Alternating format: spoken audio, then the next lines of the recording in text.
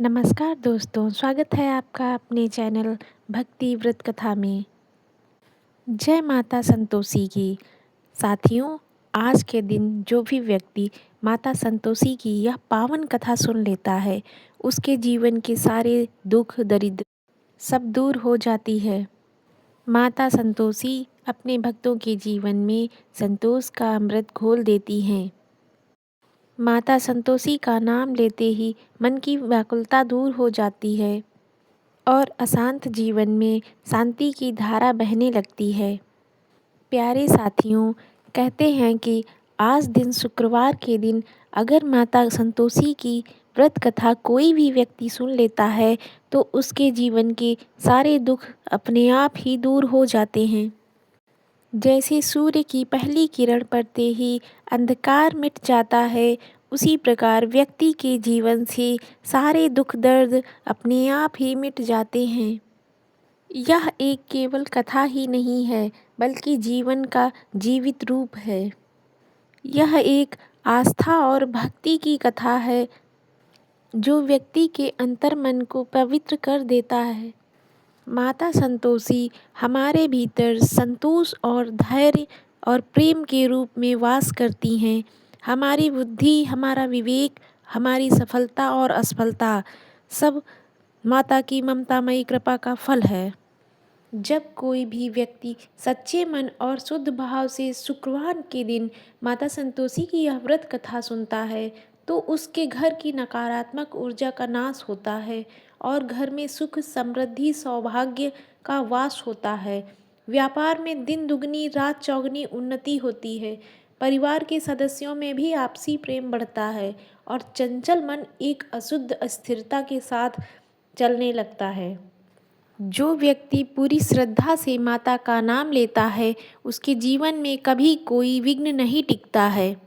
साथियों, मेरा आप सभी से विनम्र निवेदन है कि आज के दिन माता संतोषी की यह पावन कथा आप पूर्ण रूप से अवश्य सुने।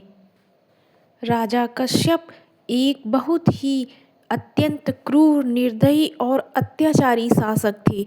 उनकी प्रजा जो कभी कभी अपने राजा को देवता माना करती थी, अब उनके नाम मात्र से थर थर काँपने लगी थी। राजा कश्यप का मानना था कि वह स्वयं ही भाग्य विधाता है और उनकी शक्ति के आगे कोई भी दैत्य टिक नहीं सकता है। राजा अपनी प्रजा पर भारी कर थोपता था और गरीब किसानों से उनकी मेहनत की कमाई छीन लेता था और व्यापारियों को बहुत ही प्रताड़ित करता था। उसका नित्य का कार्य यह बन गया था, वह प्रजा के घरों में प्रिय सौदागर रानी की दिनचर्या किसी तस्वीर से कम नहीं थी। जब सारा महल गहरी नींद में सो रहा होता है, तब शुभ मुहूर्त में रानी प्रियदर्शनी उठ जाती हैं। वह अपने कोमल हाथों से स्वयं माता संतोषी के छोटे से मंदिर की साफ सफाई करती हैं। वहाँ चंदन और पुष्प अर्पित करती हैं और माँ की छवि के सामने घी का दीपक जलाकर ध्यान करती हैं। राजा को ये सारी चीज़ें पसंद नहीं था, वह रानी से इसीलिए गुस्सा रहता था। जहाँ राजा इतना क्रूर था, वहीं रानी अपनी प्रजा को अपनी संतान की तरह मानती थी। उनके उपचार की व्यवस्था करवाती थी। लोहागढ़ की पूरी जनता अपनी रानी को ही अपना रक्षक मानता था। वह उन्हें अपनी माँ की तरह मानते थे। रानी जब भी देखती कि राजा पर कोई भयंकर संकट आने वाला है, वह तुरंत सुख सुविधाएं छोड़कर माता की शरण में चली जाती थी। लेकिन राजा जब भी रानी को माता संतोषी की पूजा और व्रत करते हुए देखता तो उसका गुस्सा सातवें आसमान तक पहुंच जाता था। राजा रानी को डराता और धमकाता रहता था। वह रानी से कहता कि ये पत्थर की मूर्तियाँ तुम्हें कुछ नहीं देंगी, तुम मेरी शरण में रहो, मेरी शक्ति मेरे हाथों में है। परंतु रानी शांत रहती। वह बस माता संतोषी से यही मन्नत मांगती कि हे माँ, मेरे पति को सद्बुद्धि दे। रानी प्रत्येक शुक्रवार को माता का अत्यंत कठिन व्रत करती। वह पूरे दिन निर्जला उपवास रखती और केवल शाम को माँ की कथा सुनकर उनकी पूजा अर्चना करके गुड़ और चने का प्रसाद ग्रहण करती। लेकिन राजा को यह बिल्कुल रास नहीं आता। वह रानी का व्रत खंडित करने के लिए नए नए तरीके अपनाता रहता था। वह रानी के भोग और प्रसाद में चुरा छिपाकर खट्टी चीज़ें मिलाने की कोशिश करता रहता था, क्योंकि उसे पता था कि माता को खट्टी चीज़ें पसंद नहीं हैं। उनके भोग और प्रसाद में खट्टे फल नहीं चढ़ाए जाते हैं। लेकिन राजा हर बार असफल हो जाता था, क्योंकि जिसके सिर पर माता संतोषी का हाथ होता है वह सदा ही सफलता की ओर बढ़ता रहता है। राजा रानी का कुछ नहीं बिगाड़ पाता था। वहीं समय का पहिया अपनी गति से घूमता रहा। दिन, महीने और हफ्ते ऐसे ही गुजरते रहे। समय के साथ धीरे धीरे राजा का अहंकार और भी बढ़ता चला गया। राजा और भी क्रूर होता चला गया। अब तो उसने साधु और संतों का अपमान करना भी शुरू कर दिया था। उसने प्रजा को बहुत ही परेशान करके रखा था। प्रजा में त्राही त्राही मची हुई थी। लोहागढ़ के आकाश में अब काले बादल मंडराने लगे थे।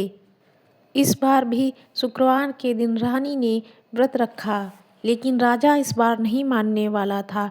वह रानी के प्रसाद में नींबू का खट्टा रस मिलाने ही जा रहा था।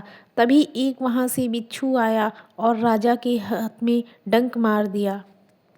जैसे ही बिच्छू का डंक लगा, राजा के शरीर में जहर की लहर दौड़ गई और राजा बेहोश होकर वहीं पे गिर पड़ा।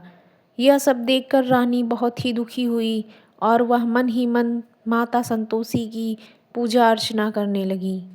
वह मन ही मन माता संतोषी से अपनी पति की लंबी आयु की कामना करने लगीं। रानी ने सुबह से कुछ भी नहीं खाया था और वह भूखे पेट ही माता संतोषी को याद किए जा रही थी। रानी का अटूट विश्वास देखकर माता से रहा नहीं गया और माता रानी ने अपनी दिव्य शक्ति से राजा को जीवन दान दिया और राजा तुरंत उठकर खड़ा हो गया। यह चमत्कार देखकर रानी बहुत प्रसन्न हुई और माता के चरणों में गिर पड़ी। रानी माता से बोली कि हे माता, मेरी पूजा अर्चना सफल हुई। आपने मुझे दर्शन दिया और मेरे पति को जीवन दान दिया। उसके लिए आपका कोटि कोटि धन्यवाद। जो भी व्यक्ति माता में अटूट विश्वास रखता है और उनकी पूजा अर्चना करता है, माता उनका सदा ही भला करती हैं। उन पर अपने आशीर्वाद का हाथ सदैव बनाए रखती हैं। इसी कामना के साथ यह कथा पूर्ण होती है। शुक्रवार के दिन माता संतोषी की पूजा अर्चना करें और माता का ध्यान करें। जय माता संतोषी। माता संतोषी आप सभी पर अपना आशीर्वाद बनाए रखें।